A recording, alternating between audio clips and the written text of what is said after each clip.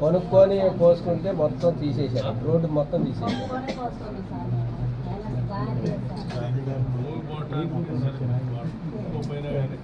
వెనకున్న భూమి పోవటానికి ముందున్న భూములు దాన్ని తీయాల్సిందే కదా. ఎవరు భూమి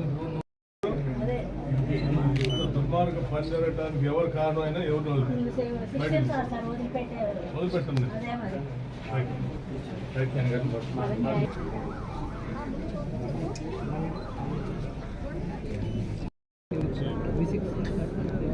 తన భూమిని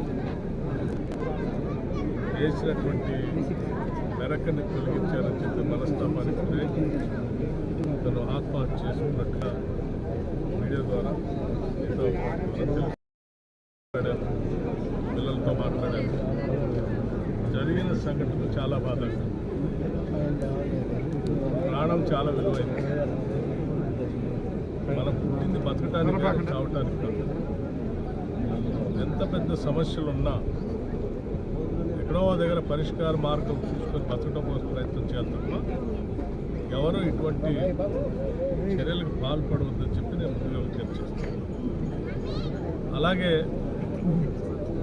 ఇతను ఆత్మహత్యను పురిగొల్పి దానికి దారి తీసిన పరిస్థితులు కల్పించిన వ్యక్తులు ఎవరైనా సరే, ఎంత పెద్దవాళ్ళైనా సరే, నిష్పక్షపాతంగా ఎంక్వైరీ చేసి బాధ్యులైనటువంటి వారిపైన చట్టపరంగా చర్యలు తీసుకునేటట్టుగా పూర్తి స్థాయిలో సంబంధిత పోలీసు అధికారులందరికీ ఆదేశాలు ఉంటుంది.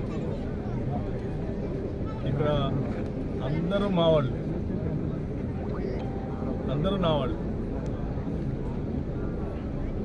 జరిగినటువంటి పొరపాటుకి ఎవరి కారణమైనా సరే ఎవరిని ఉపేక్షించేది లేదు, ఎవరిని వదిలిపెట్టేది.